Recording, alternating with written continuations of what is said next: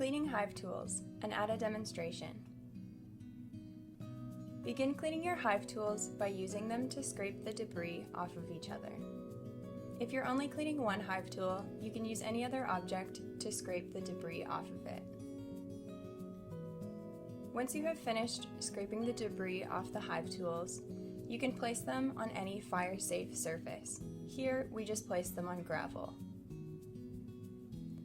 Then, use a propane torch to heat and torch the hive tools.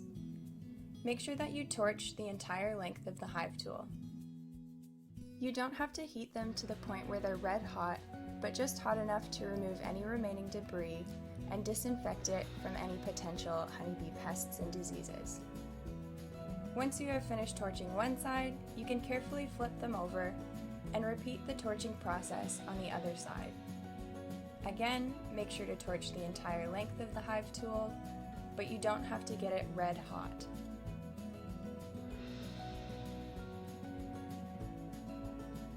Once you have finished torching the hive tools, you can use a little bit of water to rinse and cool them off.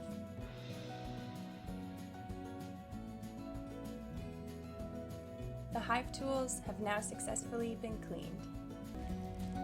Cleaning hive tools is an important part of beekeeping biosecurity since some honeybee pests and diseases can be very easily spread from colony to colony and apiary to apiary by using the same contaminated hive tool from hive to hive.